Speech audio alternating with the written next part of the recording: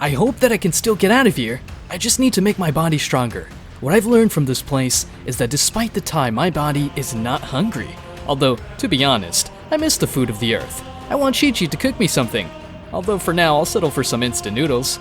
Time would continue to pass, and Goku would continue training with the hope that someday he could get out of that horrible place. More than 100 years would pass, where Goku dedicated himself to perfecting some new techniques. He also obtained a great resistance, since he himself, out of boredom, would launch attacks, flashbacks from 30 years ago. By now, I don't know how much time will have passed, but I managed to perfect a new state of Ultra Instinct, the Ultra Instinct Phase 2. In this state, I'm much stronger, and I can dodge attacks without problems. Goku would use the Kaioken with the Kamehameha. Together with this new transformation, the attack would be very powerful. Goku, to test his resistance, would teleport in front of his attack to receive it with a blow. The powerful energy attack would make him retreat a lot, but in the same way, he would let his attack hit him, causing small scratches on his body. After that, taking advantage of his transformation, he would launch thousands of energy balls into the sky. He would teleport to the sky, which would cause these energy balls to start chasing him throughout the white dimension. But Goku in just seconds would have made them all explode. Goku would again come out of the explosion unharmed. Because while each energy ball exploded, he managed to move fast enough to be out of range of the explosion. End of flashback. It is really boring to train with your own techniques. I have achieved much more power than that time, but still this white dimension is not broken. How will all my friends, how will my family be? Maybe they could win the Tournament of Power, or maybe they were all defeated by Zeno-sama. Goku at that moment would remember those gods who forced him to enter unconsciously, which would make the Saiyan burst with anger. A bright aura dazzled the place completely. After several minutes, Goku would have calmed down. It's useless to get angry now, but if only I could see you all again. If only I had much more power, because I'm so weak. Goku would start crying. He was really depressed, thinking that his universe and his family were eliminated, that maybe everything he loved would be gone. In just an instant, he would fall asleep crying from helplessness. While he was sleeping in his dreams, he would have a vision that would change everything for him. He was in a war field where thousands of people had lost their lives in battle. He would see the Saiyan Yamoshi using the power of Ozaru in a very different way from the rest. Thanks to that power, he could turn the battle around and thus win the war. The same gods and angels would have withdrawn from the battlefield. Goku, who only saw everything as if he were a ghost, somehow managed to feel the key that Yamoshi had at that moment. The key that this Saiyan god had was really powerful. So much so that when the key began to disperse all over the place, before it could touch Goku, he quickly got up very scared, and not only that, his body was shaking while he began to sweat. He would touch his forehead. While he was sitting down, he would realize that his Ozaru tail had unexpectedly grown. What the hell was all of that? Was it a dream? Or maybe it was an illusion? The only thing I know is that it seemed very real. I'd never dreamed something like that. And not only that, my tail, after so long, grew again. Maybe that means that the highest power of the Saiyan is to use the power of Ozaru and know how to manipulate it at my whim. Maybe it's a thought, but if I never put it to the test, I will not know. Goku would create a sphere of energy very similar to the moon. That sphere could be seen all over the place, and not only that, it shone intensely. Goku would begin to see the moon that he himself had created, causing his eyes to turn red, while his heart would begin to beat very strong. A loud roar would be heard. Goku would have become a giant monkey. At that moment, Goku would lose control for at least 40 days, where the 40th day he could control the transformation of Ozaru. He would start roaring again to increase its power. The fur of the giant monkey would change to white. Suddenly, Goku's body would begin to shrink little by little in order to achieve its new transformation. The Super Saiyan Astral Monkey. The power that Goku had at that moment was incredible. But the wear of energy by the new transformation would leave him without ki, causing him to return to base state. Goku would wake up, and in the same way he would transform into Ozaru. But unlike the other times, it only took him 30 days to control the murderous instincts of Ozaru. He would go through the same process, but in the same way Goku ran out of energy, so the years would pass, where Goku, despite the time he could control the consciousness of Ozaru, but every time he transformed, he would faint and lose his consciousness. He would faint and lose the transformation, until more than 5 million years passed. Goku continued training and followed the same routine every day. We must clarify that Goku in those years had almost forgotten his family.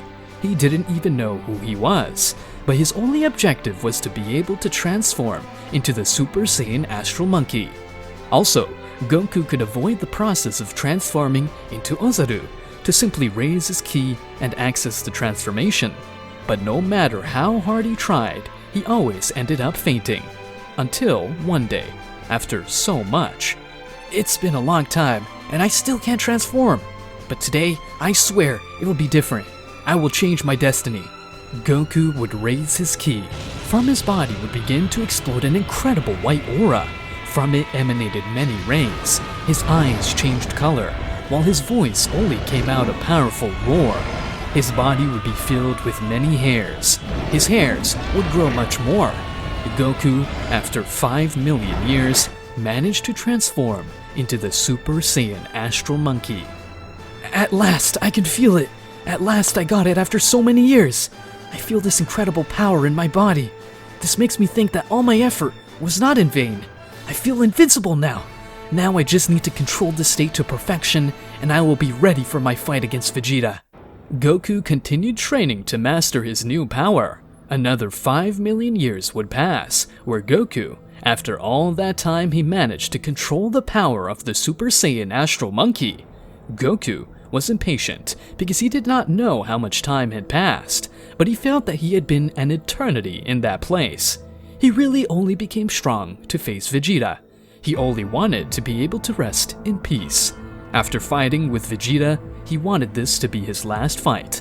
That's why he had planned a technique that was able to eliminate him, because he no longer wanted to continue living in that dimension.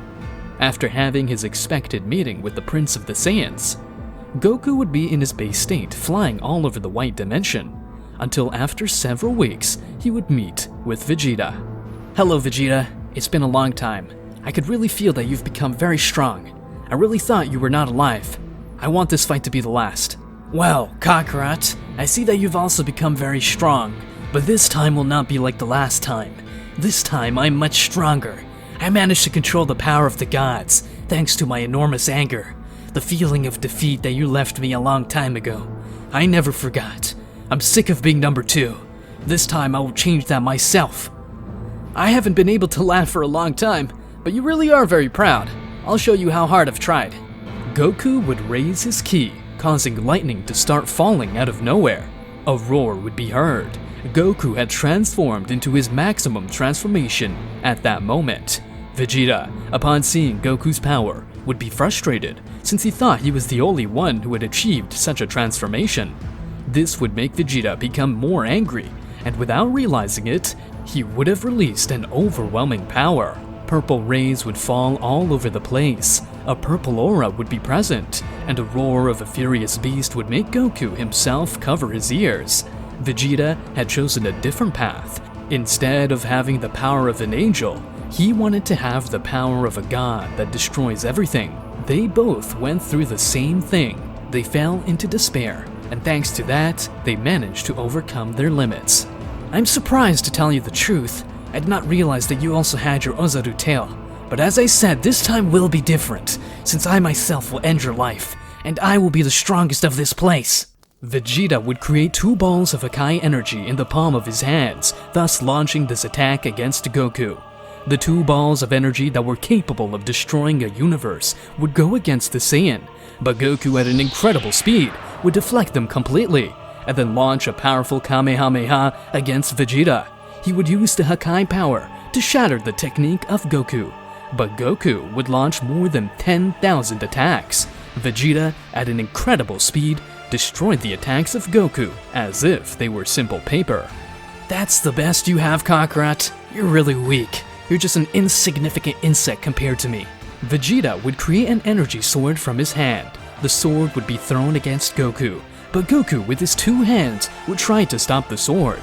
But while Goku did that, Vegeta would take advantage of the situation to entangle his tail in Goku's neck. But Goku, seeing that he was in trouble, would have created a strong current of air with the palm of his hands, making Vegeta's energy sword vanish from the place. I see energy attacks don't work against you. If so, I'll have to kill you with my bare hands, Vegeta. Goku would start to remove Vegeta's tail from his hands, but Vegeta, seeing this, would kick him in the face, which would send Goku flying far away. In the same air, while Goku was shot in the air, Vegeta would move extremely fast. He would punch Goku in the stomach, but Goku would teleport behind Vegeta to kick him in the neck, which would make Vegeta fall on the ground. Angry Vegeta would charge a large amount of power Hakai in his fist. This time it will be different, Kakarot. I'm not going to lose to you again.